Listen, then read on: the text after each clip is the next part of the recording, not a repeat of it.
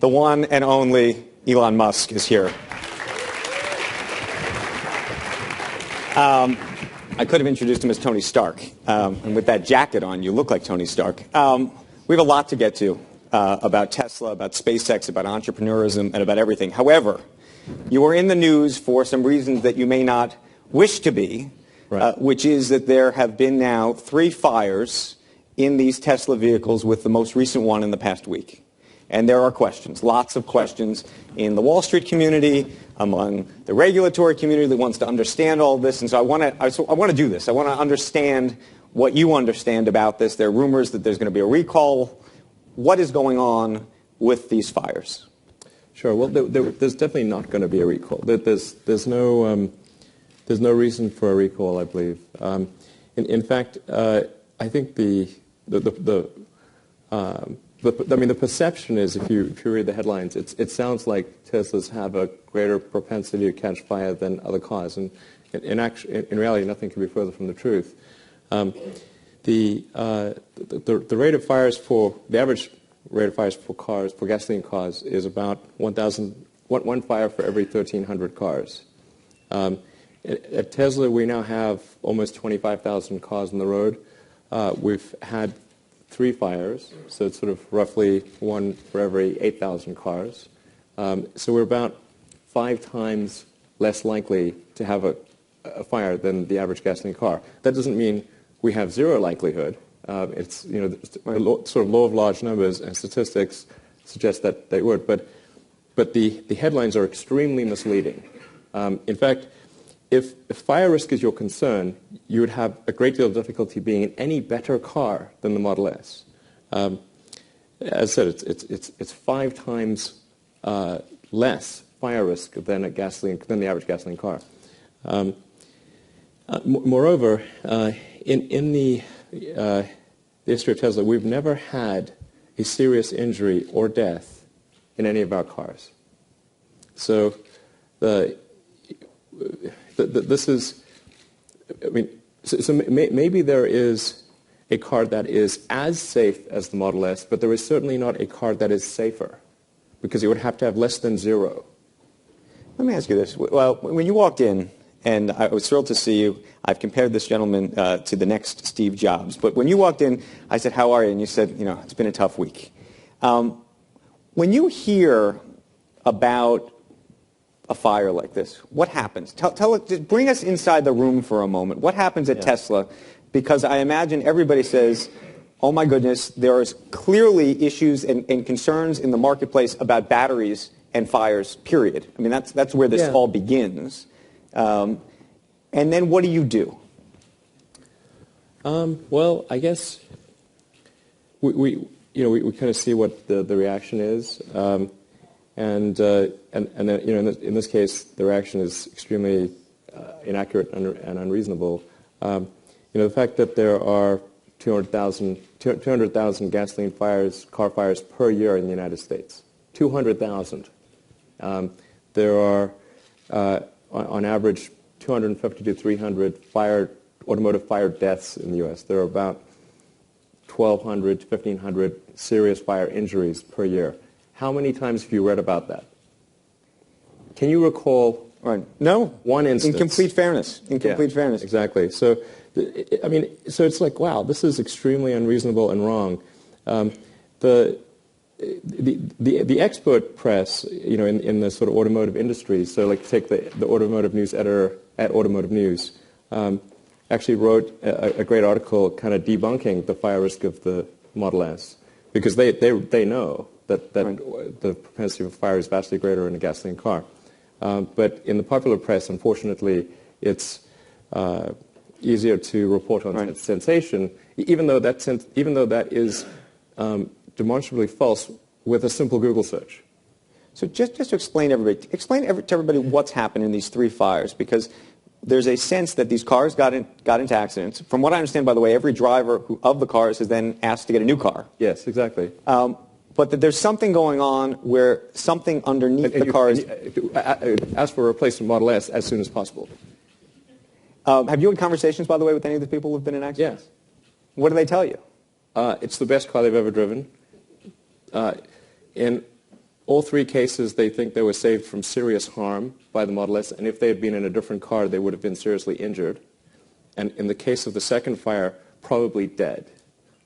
In the case of the second fire, that was in Mexico.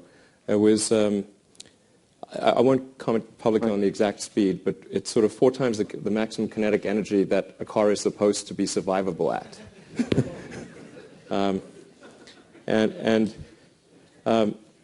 The accident was in multiple parts. The first impact was a concrete roundabout where 15 feet of concrete wall was sheared off, of 8-inch thick concrete wall. It was a curb wall, so like a foot high type of thing.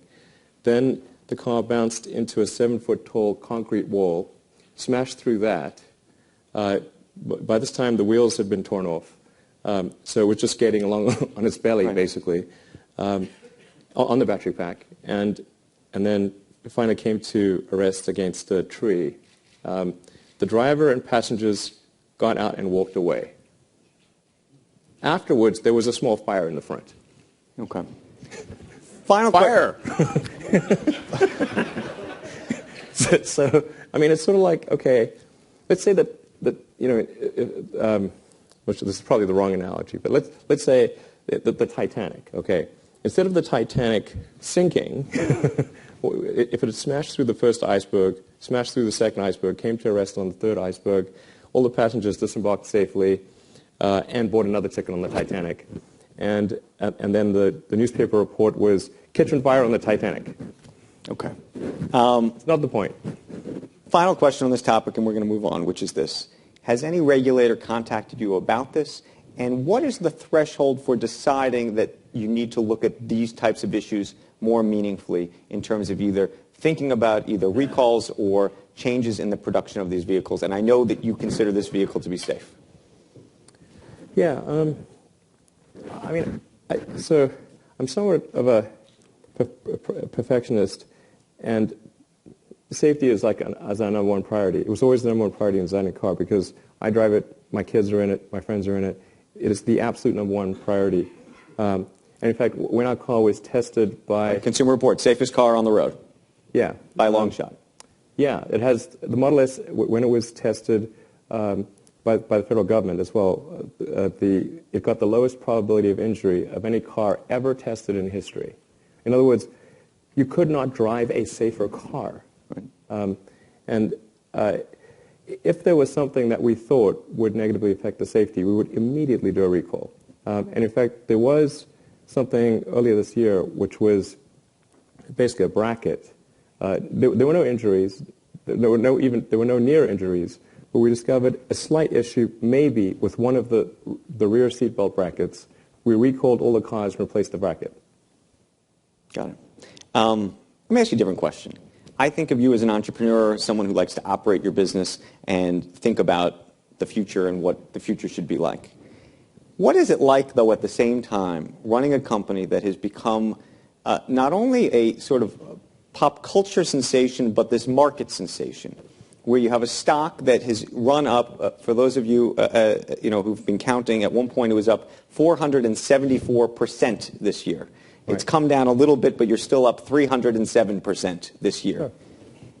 In terms of how much you think about that issue, how much your employees think about that issue, what it does to the culture, I mean, this is sort of a bit of a wild ride that you're on. Yes. I keep thinking that it'll get less of a wild ride, but that seems to keep going. I actually think that the high stock price was somewhat distracting. In fact, I went on record as saying that I thought the price was higher than we had any right to deserve. Now, I mean, that said, I do think long term that the price will be, or the value of the company will be well in excess of that.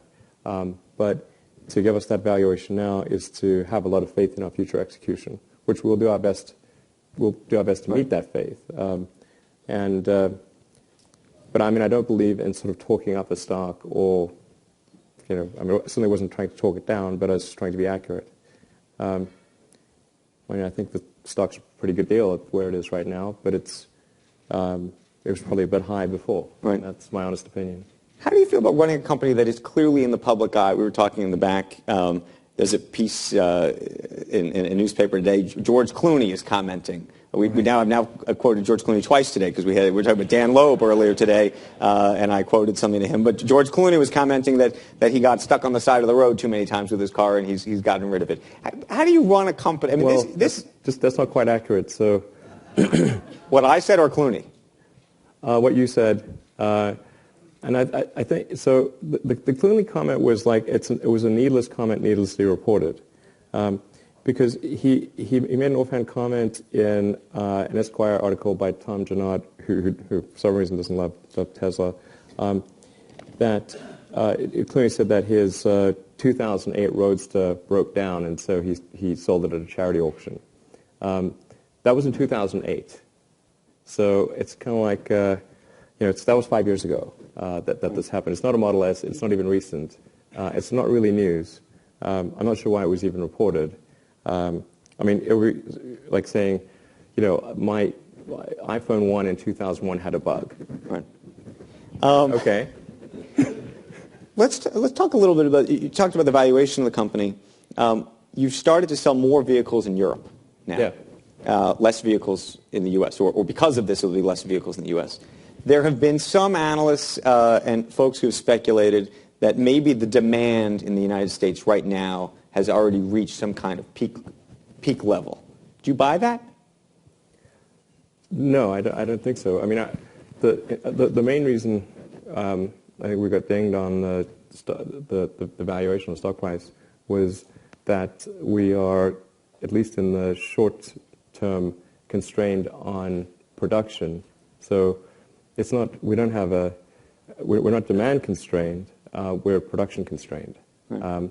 And it's going to take a bit of time to work out the production constraints. Right. I mean, our volume is increasing, it's just not increasing as fast as if we didn't have that production constraint.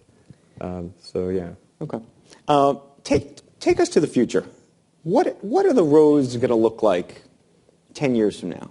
Right now, you're building charging stations all across the East Coast and across the country. If you go on their site, you can see this map and see how it's all going to roll out. What percentage of cars will be fully battery operated? What percentage will be hybrids in terms of new vehicles that other auto manufacturers are producing? And I ask it in part because I remember talking to some executives at Toyota recently, and they said, look, we can't make a bet on one thing or the other. We can't, because it could be natural gas that could be the big winner in this. It could be batteries. It could be a combination. It could be some other thing that we haven't thought of yet. Well, it's difficult to predict the intermediate, but I feel confident in predicting the long term that all transport will be 100% electric, with the ironic exception of rockets. And unfortunately, there's no way around Newton's third law. So the aircraft will be the last because of you need a very high energy density in the battery pack to have long distance aircraft or air travel.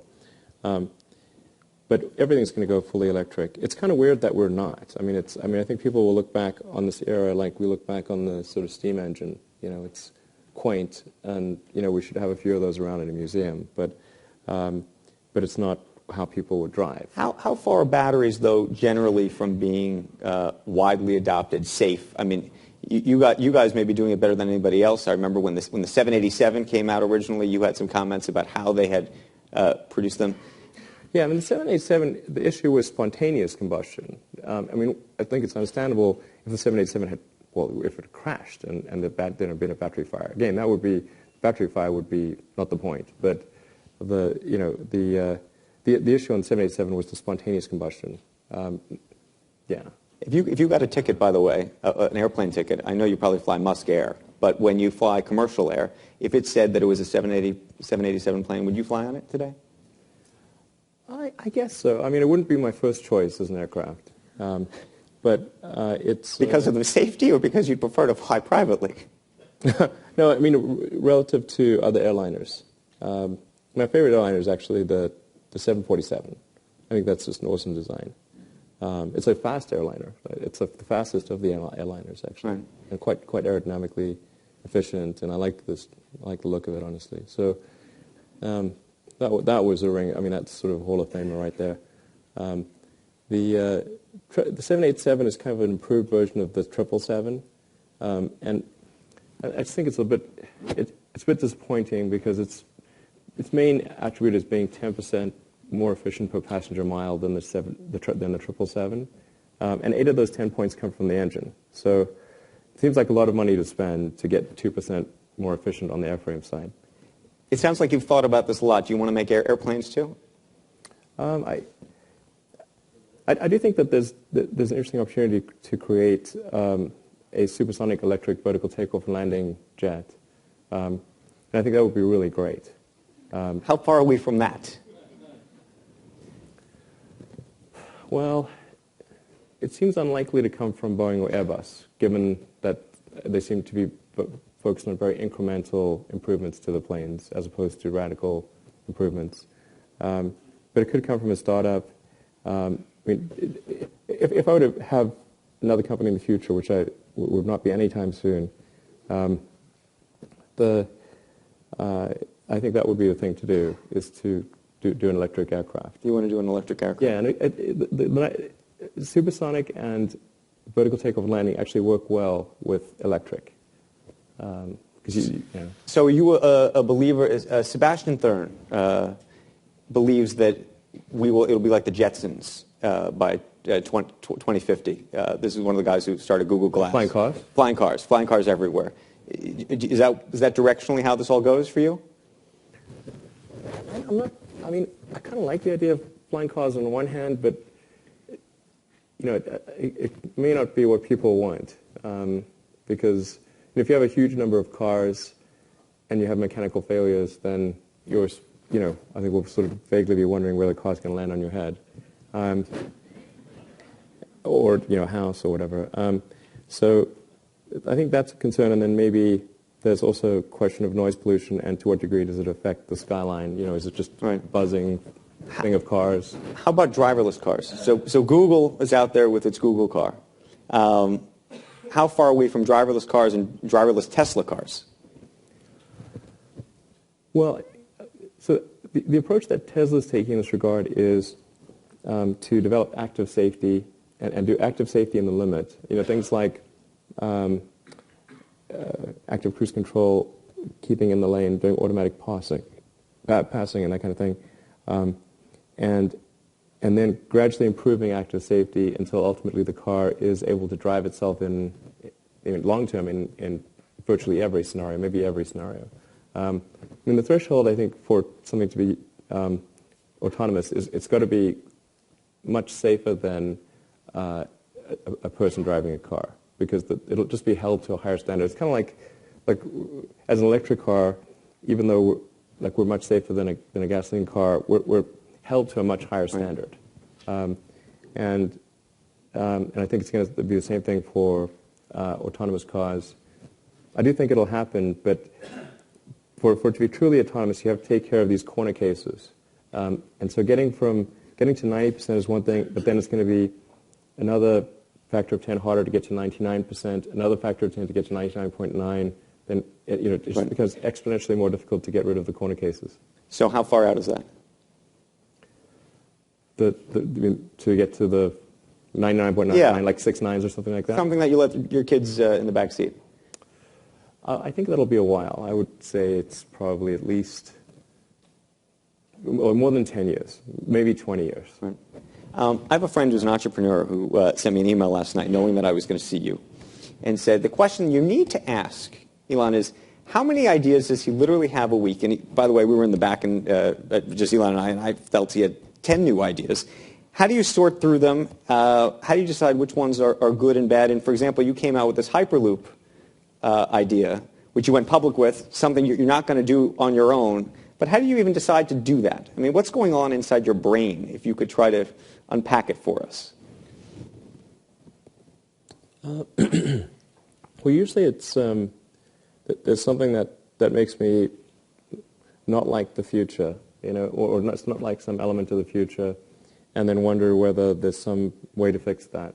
So, in the case of the Hyperloop, it was like, we're building this train in California, and it seemed very expensive, and not that fast, and it seemed to be not as good as what they've done in China or Japan.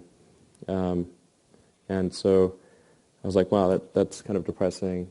In fact, the electric supersonic plane, I've got a design for that in mind. And that came from when the Concorde was canceled. Of course you do. So when the Concorde was canceled, right. I was like, well, that's sad. Now there's no supersonic transport. And, is the future getting worse? And it bothers me when it seems like the future is getting worse. So that's where the supersonic electric plane thing came from. And then the Hyperloop was, well, what's the best way to do mass transit between two cities, like LA and San Francisco? Short of teleportation, what would you do? That would be really great. I don't know how to do that. So the next best thing within the known laws of physics that I could think of was the Hyperloop. And I think I'm pretty sure it would work. And other people have they've done sort of simulations and they've said it will work. So. 2 more questions because we're going to run out of time. You are a serial entrepreneur and a successful serial entrepreneur. Most entrepreneurs have one great idea in them. Do you believe that? Do you believe there's another view? Well, I'm not sure about that. There's another view that, and I've heard it from Peter Thiel and others, that a great entrepreneur has that one great idea, and that success takes them away, and then the motive to keep coming up with the next idea doesn't happen. What's your take? I think it's more that. I think people can come up with more than one great idea. So I think it's more like, creating a company is a very difficult thing. A friend of mine goes saying that creating a company it's like eating glass and staring into the abyss. It's just you have to do lots of things you don't like, and there are lots of seemingly intractable problems that come along, and so you have to put in incredible amounts of effort and a huge amount of stress, and it's much more painful than it would maybe let people realize, and most companies die, and on a certain level in your brain, your brain.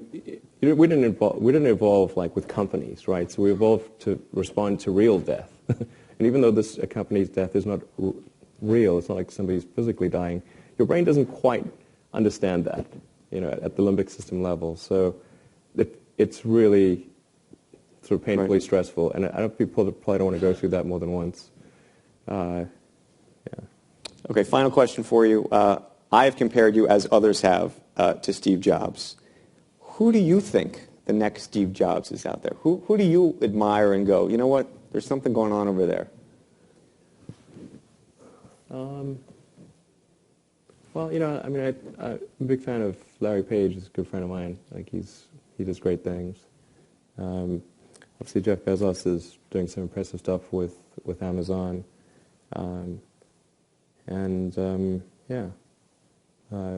There's companies like Dropbox, and there's a bunch of Uber. There's cool things that are happening. But Steve Jobs was a very unique individual. I'm not sure there's anyone that's going to be like him for a long time. Before I forget, I know I was supposed to ask you one more question. Microsoft. You want to be the CEO? No. No? Is it fixable? If the right person was there, I'm sure it could probably be turned around with the right person there. There's a lot of talented people still at Microsoft, so the right person could probably steer the ship in a good direction. Okay. Elon Musk, everybody. Unbelievable. Thank you for this conversation and for being so forthright and taking on these issues. Really appreciate it. Thank you very, very much.